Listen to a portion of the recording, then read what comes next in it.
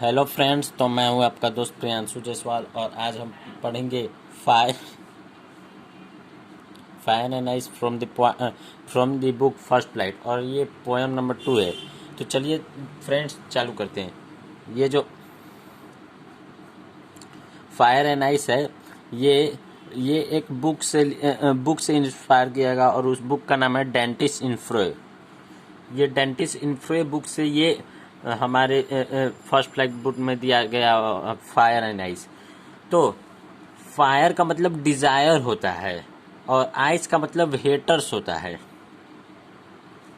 तो चलिए दोस्तों हम चालू करते हैं। पहले हम लोग इसे पूरा एक अच्छी तरह से पढ़ेंगे, इसका वर्ड मीनिंग जाएंगे, उसके बाद लाइन बाय लाइन वर्ड समझेंगे। Some say the world will end in fire, some say in ice. From what I have tasted of desire, I hold with those who favor fire. But if it has to perish twice, I think I know enough of it to say that for destruction ice is also great and would suffice. तो चलिए friends, इसमें हम लोग word meaning जान लेते हैं। Hold with का मतलब होता है सहमत देना। डिजायर का मतलब है इच्छा। पेरिस का मतलब है समाप्त। डिस्ट्रक्शन का मतलब है विनाश और सफाइस का मतलब है पर्याप्त। तो चलिए फ्रेंड्स हम लोग अब इसका हिंदी जानते हैं। Some say the world will in fire, some say in eyes. कुछ लोग कहते हैं कि संसार का अंत आग से होगा और कुछ लोग कहते हैं कि नहीं, संसार का अंत बर्फ से होगा। From what I have tested of desire, लेकिन मेरी इच्छा यह है। I hold with who favour fire, मैं उनके पक्ष में हूँ जो कहते हैं कि आग से होगा। तो पोइट यहाँ कहना चाहते हैं कि पोइट का मानना है कि मेरा यह कहना कि जो दुनिया का अंत है वो डिजायर्स मतलब आग से होगा और मैं उनमें से हूँ जो आग को मतलब फायर को फेवर करते हैं। But if it has to perish twice, परंतु यदि अंत 2 बार होना हो तो मतलब 2 बार मरना हो तो I think I now enough of hate, मैं जानता हूँ कि घृणा भी बहुत है। मतलब आइस, यहाँ पर इनफ ऑफ हिट मतलब आइस की यहाँ पर बात हो रही है। To say that for destruction ice, यह कहना कि विनाश बर्फ से होगा। ये भी हो सकता है कि अगर मैं कहूँ कि यहाँ से देखिए, अगर मैं कहूँ कि 2 बार दुनिया मरे तो हेट भी इनफ है दुनिया को डिस्ट्रॉय करने के लिए। और जो आइस है वो भी बर्फ से भी विनाश हो सकता है, इज आल्सो ग्रेट। और जो आइस से विनाश होगा वो भी महान है एंड वुड सफाइस, और वो भी पर्याप्त है वर्ल्ड को डिस्ट्रॉय करने में। तो चलिए फ्रेंड्स अब हम लोग इस पोएम के लिटरेरी डिवाइस जान लेते हैं। तो लिटरेरी डिवाइस इसमें राइम स्कीम है। राइम स्कीम देखिए कौन कौन सा है। ए बी सी ए, देखिए ए बी ए। इसमें फायर डिजायर, देखिए इसमें फायर डिजायर फिर फायर, ये तीनों राइम कर रहे हैं। उसके बाद देखिए ये ए बी ए हो गया। उसके बाद ए बी सी, तो देखिए ये ए बी ए, देखिए इसमें आइस, उसके बाद ट्वाइस, ये दोनों राइम कर रहे हैं। और फिर सी, इसमें तो ये हेट आ गया।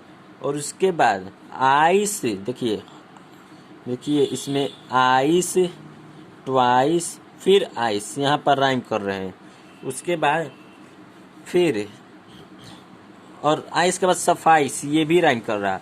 उसके बाद सी, ये ग्रेट, हेट और ग्रेट ये दोनों राइम कर रहे हैं। दूसरा है एनाफोरा। तो एनाफोरा, इसमें देखिए एनाफोरा, देखिए एनाफोरा का मतलब होता है ना कि एक ही मतलब कोई भी ना दो लाइन है उसमें ना जो पहला वर्ड है वो चालू हो रहा है एक ही लाइन से, तो उसी को एनाफोरा कहते हैं। देखिए यहाँ पर सम, यहाँ से पहला लाइन में ये चालू हो रहा है और सम दूसरे लाइन से भी चालू हो रहा है। उसके बाद तीसरा लिटरेरी डिवाइस है इंजैबमेंट। तो इंजैबमेंट का मतलब है continuing of line to next line. देखिए लास्ट 3 लाइन में देखिए यहाँ से डिस्ट्रक्शन ऑफ आइस से ये फिर ग्रेड से और ये सफाई तक, ये तीनों इंजैबमेंट है। उसके बाद एलिट्रेशन। एलिट्रेशन का मतलब होता है कि एक लाइन में जो कॉन्सोनेंट वर्ड है वो उसके शुरुआती ही में मतलब किसी वर्ड के सेंटेंस में वो मिले तो उसी को हम लोग एलिट्रेशन बोलते हैं। यहाँ पर देखिए सम से में एस एस एलिट्रेशन है। उसके बाद एसोनेस। एसोनेस वॉवेल साउंड है। देखिए ये देखिए विल एंड इन फायर, इसमें आई साउंड, आई साउंड इसमें प्रोमिनेंट है तो इसीलिए देखिए आई एसोनेंस है। फिर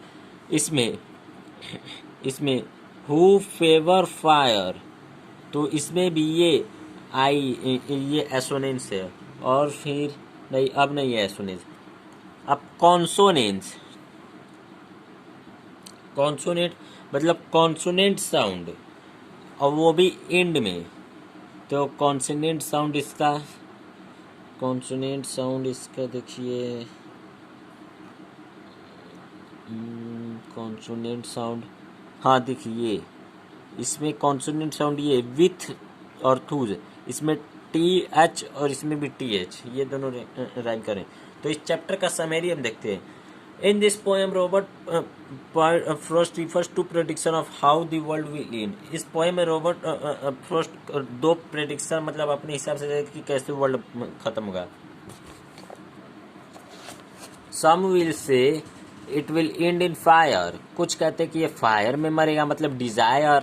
according to other it will end in ice, और दूसरे कहते हैं मतलब हेटर, आइस का मतलब हेटर्स, तो दूसरे कहते हैं कि ये आइस की मतलब वजह से मरेगा। The point equates desire with fire and hater with ice.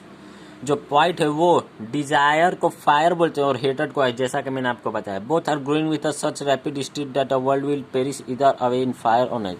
तो जो दोनों बहुत रैपिड स्पीड से चल रहे हैं दुनिया में, और जो वर्ल्ड है वो दोबारा मर जाएगा। मतलब पेरिस का मतलब मैंने आपको बताया कि मर जाएगा, तो मतलब मर जाएगा फायर और आइस में। So thank you friends, please like, share and subscribe my channel. Thank you.